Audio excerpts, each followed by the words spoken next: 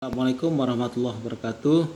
Pertemuan ke-7 dari studi kelayakan bisnis. Topiknya adalah studi kelayakan teknis dan teknologi. Nah, saya ingin pertama adalah membahas bagaimana dalam kaitan dengan tujuan analisis aspek teknis dan teknologi. Nah, analisis aspek teknis dan teknologi ini bertujuan untuk menilai kesiapan suatu usaha dalam kaitan dengan upaya untuk menjalankan bisnis ya, dan kemudian juga menilai ketepatan lokasi, luas produksi, dan juga layout, serta kita katakan kesiapan mesin dan teknologi. Nah, beberapa alasan dalam kaitan dengan tujuan analisis aspek teknis dan teknologi ini adalah: pertama, dalam kaitan dengan pemilihan lokasi bisnis. Ini penting karena lokasi yang strategis menjadi salah satu keunggulan dalam rangka kita untuk bersaing dengan para pesaing kita. Dan kedua adalah untuk penentuan lokasi produksi yang optimal. Ya. Nah, ini skala produksi yang terlalu besar tentunya akan menimbulkan pemborosan. Nah, di lain pihak kalau kita skala produksinya mungkin terlalu kecil, nah kita akan kehilangan peluang untuk mendapatkan keuntungan. Nah, yang ketiga adalah penentuan layout pabrik ya, dalam kaitan dengan tempat di lokasi ini ya, layout pabrik dan bangunan. Nah, layout ini ini penting juga ya. Kalau layoutnya baik akan meningkatkan efisiensi dan juga efektivitas dalam kaitan dengan proses produksi. Nah, kemudian juga alasan lain adalah pemilihan mesin dan peralatan. Karena mesin dan peralatan digunakan ini sangat berpengaruh kepada keberhasilan dari suatu proses produksi ya. Mesin yang bagus, mesin yang presisi, maka akan menghasilkan produk yang juga berkualitas. Nah, yang kelima adalah pemilihan teknologi. Nah, ini tentunya juga dalam kaitan dengan teknologi yang harus dipilih ini harus dapat mendukung proses produksi.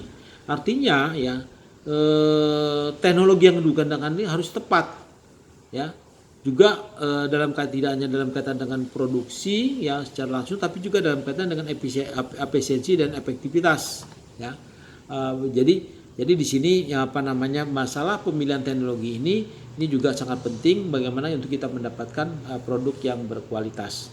Nah, kemudian apa faktor-faktor pertimbangan dalam kaitan dengan pemilihan lokasi. Nah, faktor pertimbangan lokasi tentunya adalah ketersediaan bahan baku, jauhnya dari pasar, keberadaan infrastruktur, ya listrik, air, ya telekomunikasi. Nah, kemudian juga dalam kaitan dengan transportasi, dan kemudian juga ada faktor-faktor lainnya seperti faktor pendukung, misalnya mengenai aturan-aturan yang berlaku, mengenai kondisi geografis, kemudian sikap masyarakat, ya. Nah, ini adalah hal yang penting untuk diketahui. Nah, selanjutnya saya ingin menjelaskan tentang faktor-faktor dalam kaitan penentuan luas produksi. Nah, kita ketahui bahwa luas produksi adalah jumlah produk yang seharusnya diproduksi untuk mencapai keuntungan yang optimal. Nah, luas produksi ini dapat berarti penentuan kombinasi dari berbagai macam produk yang dihasilkan. Ini tentunya dalam rangka untuk mencari keuntungan yang optimal. Nah, kemudian ada faktor-faktor dalam kaitan dengan penentuan luas produksi. Yang pertama adalah batasan permintaan. Nah, ini terkait dengan aspek pasar. Kemudian ketersediaan teknologi ya. Jadi mesin-mesinnya ya ini tentunya harus mendukung supaya apa yang ingin dicapai ya, secara optimal itu bisa dilaksanakan. Kemudian ada jumlah dan kemampuan dari tenaga kerja dalam rangka untuk pengolahan proses produksi. Nah, tentunya hal yang tak kalah penting adalah hal-hal yang terkait dengan finansial dan manajemen. Nah, kalau kita lihat dalam beberapa referensi bahwa metode penentuan luas produksi itu bisa pertama adalah berdasarkan atau pola pendekatan dari konsep marginal cost dan juga marginal revenue ya. Jadi adalah konsep marginal cost dan marginal revenue. Dan kedua adalah pendekatan konsep BEP atau break even point ya. Nah, yang ketiga adalah pendekatan konsep yang namanya linear programming. Nah, kemudian dalam kaitan dengan layout tadi yang saya sampaikan ya, ada beberapa jenis layout. Contohnya adalah fixed position layout, yaitu tata letak posisi yang tetap. Nah, layout ini biasanya ditujukan pada usaha yang ukuran, bentuk dan lain-lainnya tidak memungkinkan kita untuk menjadi movable atau memindah-mindahkannya.